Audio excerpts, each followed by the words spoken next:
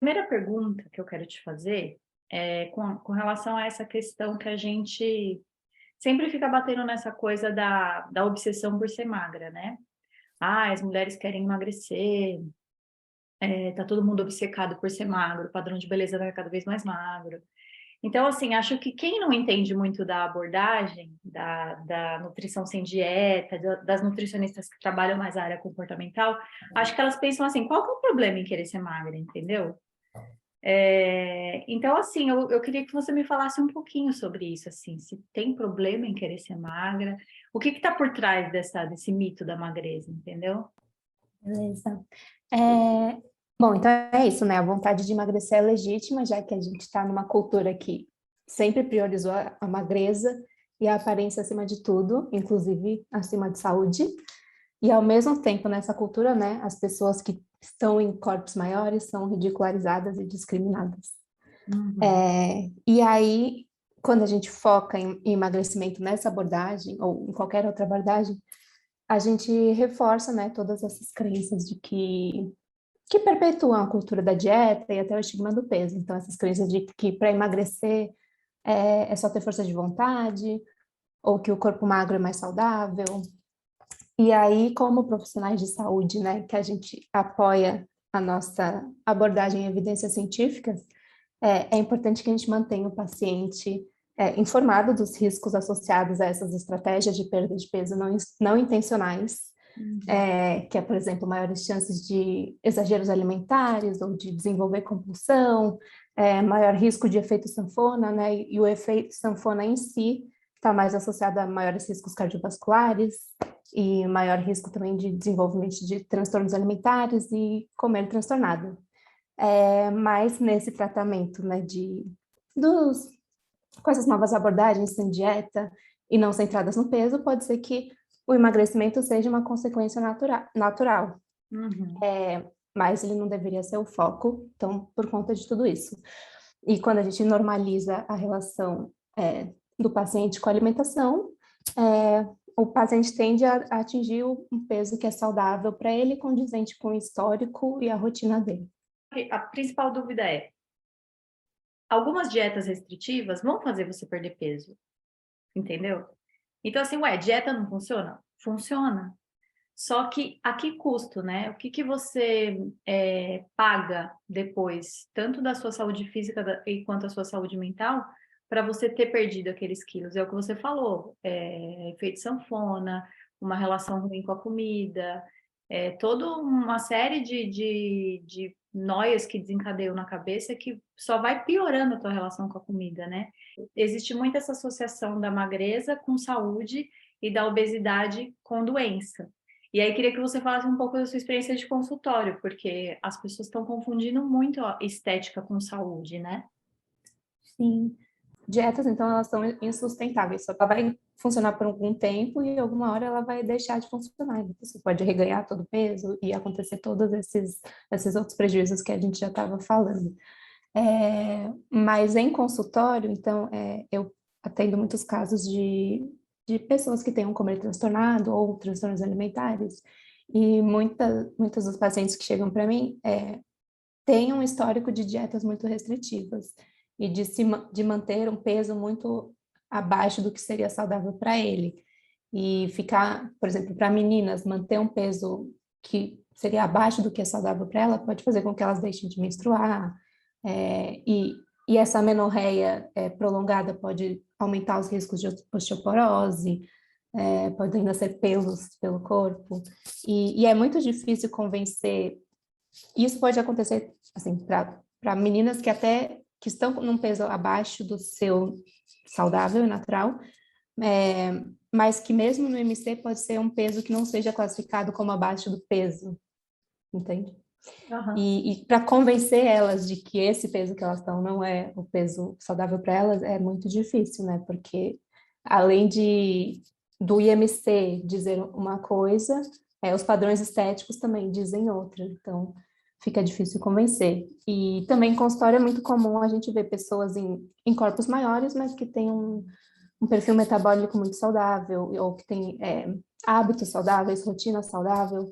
E mesmo assim, coitados, sofrem de estereótipo do peso, né? Tanto da sociedade quanto de profissionais da saúde, acabam sofrendo essa gordofobia. E até estava discutindo com uma paciente esses dias, que ela falou, se eu for no médico e ele me mandar, sei lá, assumir que eu não sou saudável, eu vou mostrar para ele que eu consigo levantar minha perna até aqui, e duvido que ele consiga também, sabe? Coisas assim. Porque é o tipo de paciente que sofre gordofobia médica, né? Às vezes a pessoa Isso. tá saudável, só que ela não tá num peso que, né? Aí nem vou entrar no IMC, porque o IMC é todo um novo rolê, né? Vai ter que ler o meu livro e o teu para para entender, porque o E às IMC vezes os comentários dos médicos já pioram toda a relação com a comida, né? E às vezes o paciente está no tratamento e está indo bem, aí o médico ou algum familiar fala alguma coisa e dá uma regredida. eu coloquei essa pergunta também, essa questão tá mais bem explorada no meu livro e com certeza no seu livro também. A nutrição sem dieta não foca no peso, né?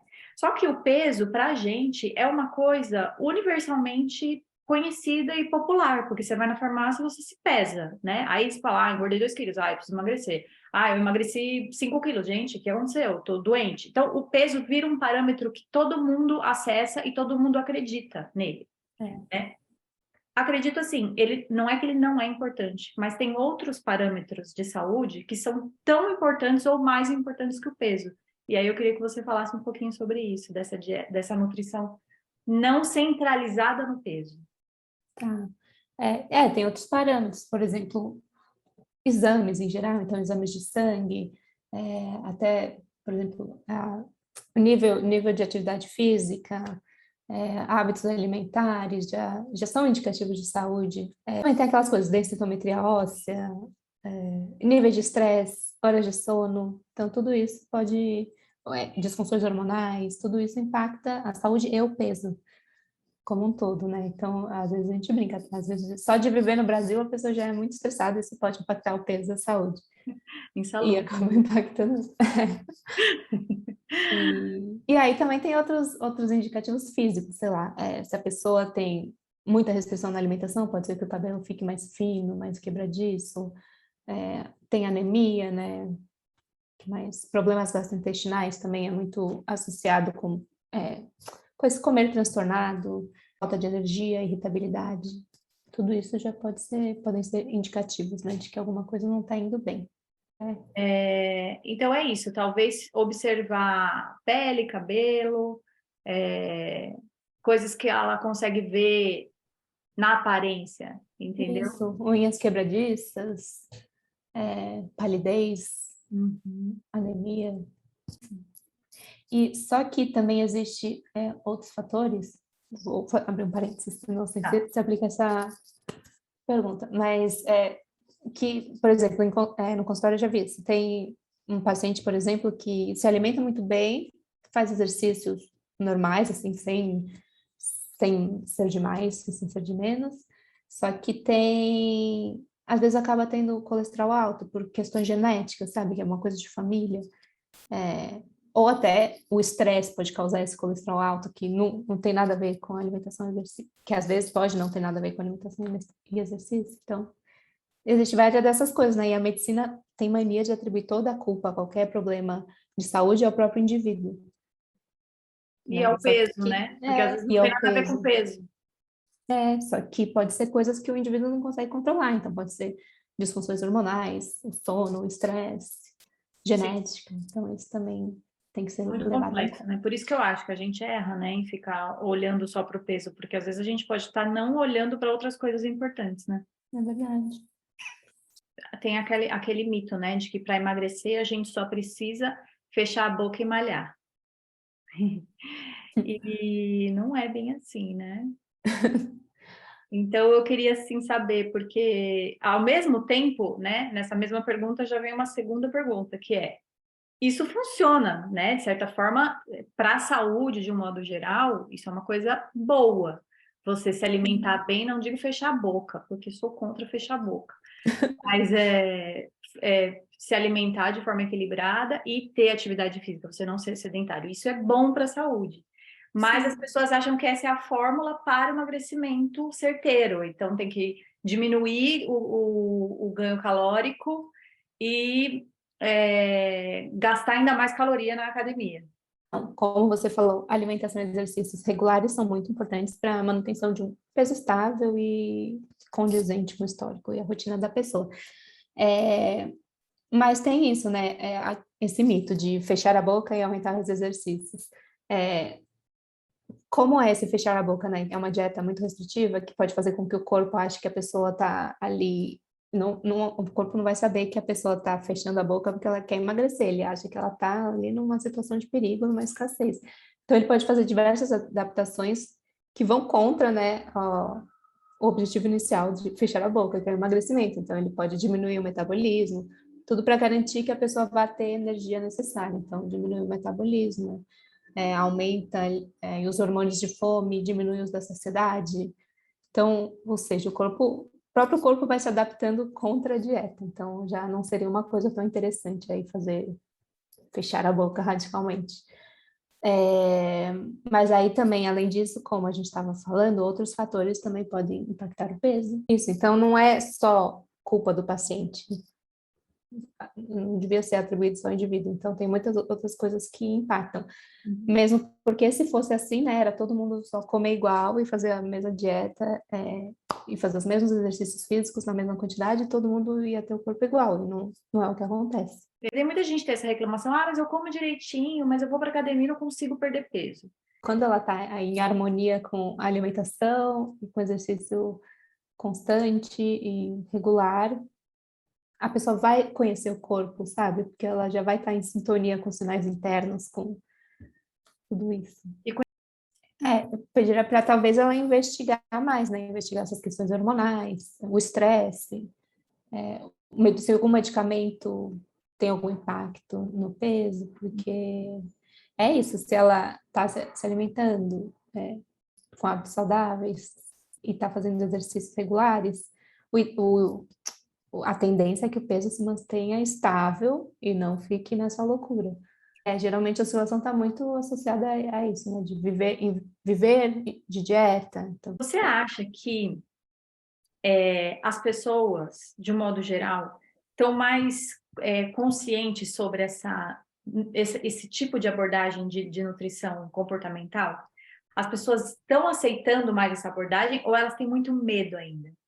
e eu vejo que estão falando um pouquinho mais sobre isso. Então, vira e mexe no Estadão, aparece alguma matéria sobre isso, mas ao mesmo tempo também aparece alguma matéria terrorista sobre dietas, que ontem mesmo eu estava olhando no Instagram, que ao mesmo tempo saiu uma matéria super legal sobre, eu acho que era Fat Talk no Estadão impresso, aí no Instagram do Estadão tinha uma matéria assim, comer após as 22 horas da noite, após as 22 horas, após as 22 horas pode causar obesidade.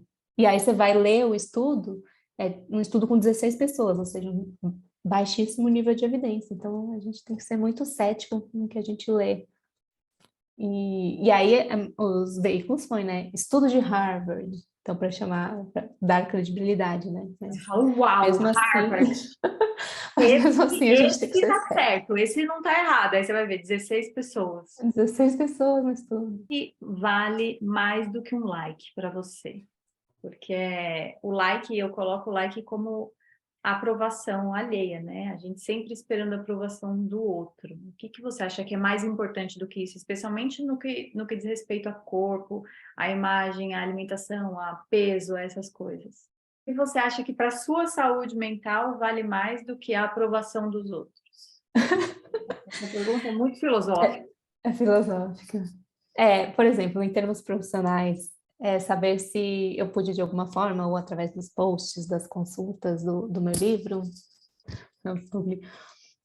ajudar pelo menos uma pessoa a melhorar a relação com o corpo e com a comida. Acho que isso valeria mais que um like. E na vida pessoal, viver em harmonia, sabe?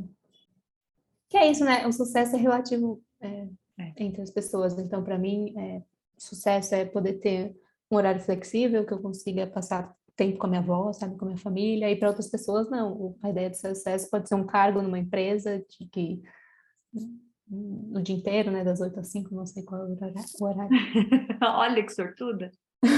Cadê seu livro? Para você Aqui. fazer aquela imagem clara assim, ó. Deixa eu ver. Ah, eu tenho um aqui. Ai, que lindo! Combinando com a blusa. Tem muita desinformação ainda, né, Ana? Tem. É difícil lutar contra. Às vezes a gente desanima, mas não podemos. Não, jamais, garota, jamais. Então, obrigada, querida. Um Beijo. beijo. Tchau. Tchau.